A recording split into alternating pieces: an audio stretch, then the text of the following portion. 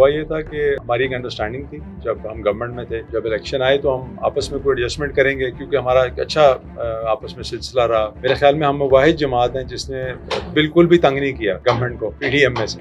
یہ آپ وزیر اعظم صاحب سے بھی اس ٹائم کے پوچھیے گا تو وہ بھی آپ کو یہی کہیں گے، کیونکہ ہمارا مقصد کوئی اور تھا نہیں. مطلب ہم نے تو بس یہی تھا کہ جی گجرات کے لیے کچھ کر سکیں، یا تلا گنج جہاں سے میں پہلے الیکٹ ہوا ہوں وہاں کے لیے کچھ کر سکیں، کیونکہ میں سمجھتا ہوں کہ آپ جہاں کے نمائندے ہیں آپ کی بہت بڑی ذمہ داری. تو بہرحال ان سے ہمارا جو یہ ہوا تھا کہ جی ہم ایڈجسٹمنٹ کریں گے اور جو آپ کی ایگزسٹنگ اسٹرینتھ ہے اس کے مطابق ہی ہو، یعنی 4 MNA اور 8 MP. بہت اس کو ڈیلے کیا گیا. آپ کو پتا ابھی ہماری ان سے کچھ ہفتے پہلی ملاقات ہوئی اس موضوع کے اوپر. ہم نے بھی نہیں کی کیونکہ اوبیسلی آپ کو پتا ہی جو شجاعت صاحب ایک وفادار آدمی ہے، اور نہ ہماری عادت ہے کہ ہم خود ہی ان کو فون کر کے بار بار ہم یہ کہتے ہیں کہ جی ہم نے کرنا ہے. جب انہوں نے IPP اور باقیوں کے ساتھ سلسلہ شروع کیا تو ہماری ملاقات میں بات ہوئی. اس پہ ہم نے انہیں کہا جی آپ کمپیئر کر لیں سیٹ ٹو سیٹ. ہم نے کوئی بھی ایسی ڈیمانڈ نہیں کی جہاں پہ 2018 میں PMLN کا کینڈیڈیٹ جیتا ہو، تو وہاں پہ ہم کمپٹیشن کرنے کو بھی تیار ہیں. لیکن میرا خیال ہے کہ شاید یہ ہمارے سے میٹنگ کرنے آئے تھے تو شاید اس سے تھوڑی دیر پہلے وہ کسی اور میٹنگ سے اٹھ کے آئے ہوں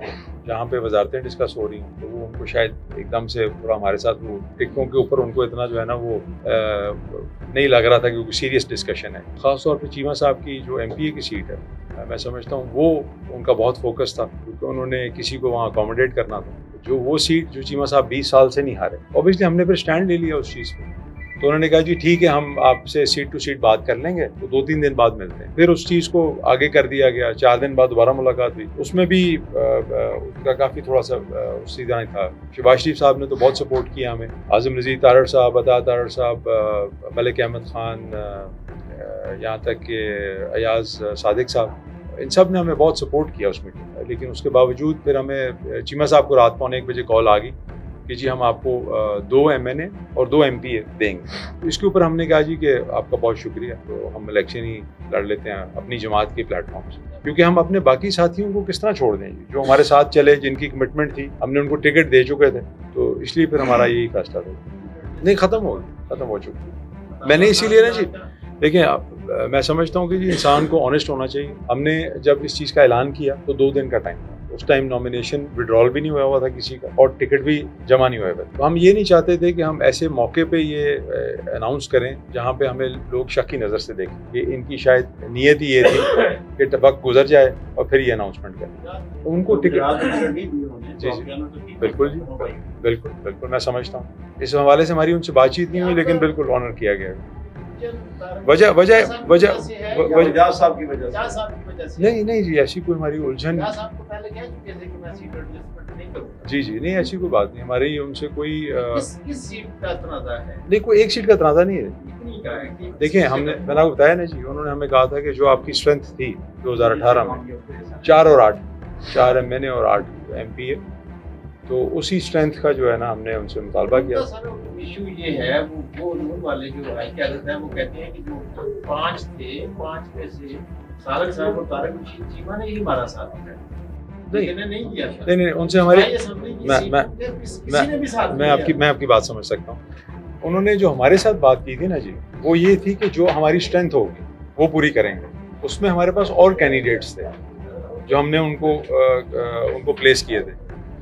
تو ہاں جی، تو ہم نے یہی سیٹیں دوبارہ نہیں مانگی تھیں. اس پہ ہماری جو ان سے ڈبیٹ ہوئی، اوبیسلی ہم بالکل فیئر ڈبیٹ ہم نے کیا.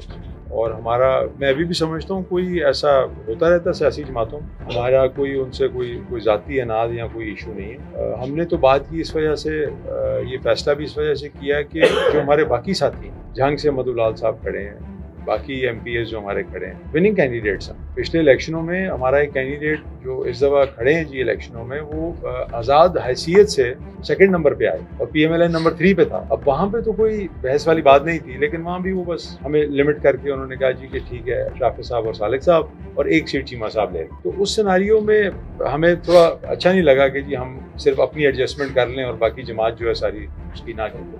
کس کے مد مقابل الیکشن آپ سمجھتے ہیں؟ آپ کے مد مقابل اصل میں جی ود ان دا فیملی ہی میرا خیال میں مقابلہ ہے.